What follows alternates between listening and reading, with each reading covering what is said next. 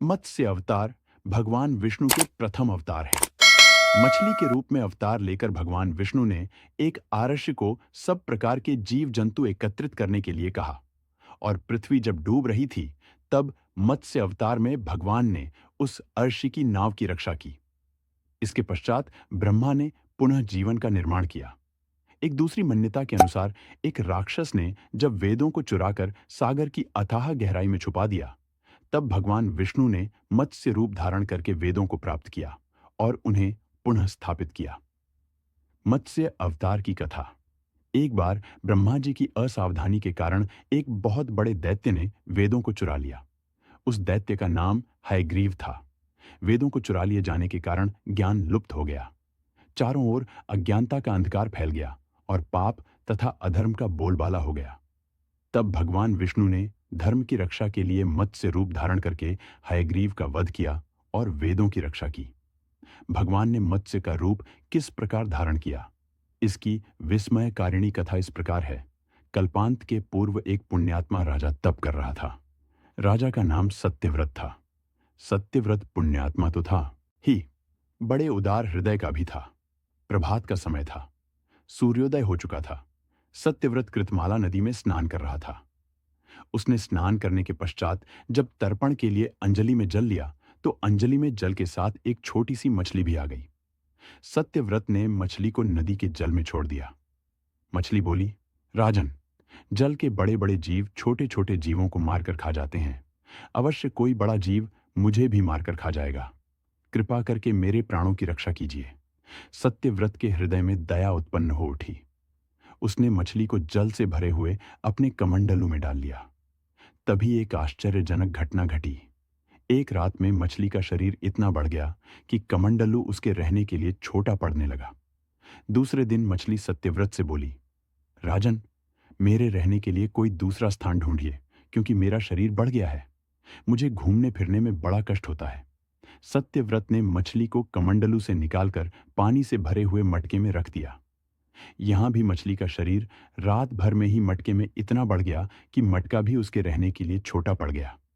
दूसरे दिन मछली पुनः सत्यव्रत से बोली, राजन, मेरे रहने के लिए कहीं और प्रबंध कीजिए, क्योंकि मटका भी मेरे रहने के लिए छोटा पड़ रहा है।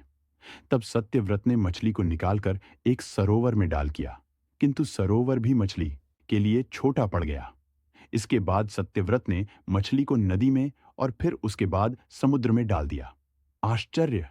समुद्र में भी मछली का शरीर इतना अधिक बढ़ गया कि मछली के रहने के लिए वह छोटा पड़ गया।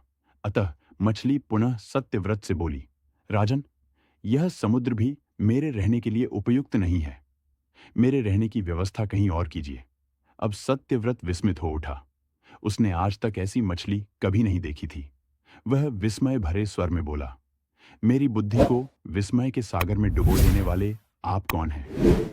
मत्स्य रूपधारी श्रीहरि ने उत्तर दिया, राजन, हयग्रीव नामक दैत्य ने वेदों को चुरा लिया है। जगत में चारों ओर अज्ञान और अधर्म का अंधकार फैला हुआ है। मैंने हयग्रीव को मारने के लिए ही मत्स्य का रूप धारण किया है। आज से 7वें दिन पृथ्वी प्रलय के चक्र में फिर जाएगी। समुद्र उमड़ उठेगा। भयानक वृष्टि होगी। सारी पृथ्वी पानी में डूब जाएगी। जल के अतिरिक्त कहीं कुछ भी दृष्टिगोचर नहीं होगा। आपके पास एक नाव पहुंचेगी। आप सभी अनाजों और औषधियों के बीजों को लेकर सप्त आर्षियों के साथ नाव पर बैठ जाइएगा। मैं उसी समय आपको पुनः दिखाई पड़ने लगा और आपको आत्म तत्व का ज्ञान प्रदान करूंगा। सत्यव्रत उसी दिन से हरि का स्मरण करते हुए प्रलय की प्रतीक्षा करने लगे। 7वें दिन प्रलय का दृश्य उपस्थित हो उठा। समुद्र भी उमड़कर अपनी सीमाओं से बाहर बहने लगा। भयानक वृष्टि होने लगी। थोड़ी ही देर में सारी पृथ्वी पर जल ही जल हो गया। संपूर्ण पृथ्वी जल में समा गई। उसी समय एक नाव दिखाई पड़ी। सत्यव्रत सप्त अर्षियों के साथ उस नाव पर बैठ गए। उन्होंने नाव के ऊपर संपूर्ण अनाजों और औषधियों के बीज भी भर लिए। नाव प्रलय के सागर में तैरने लगी।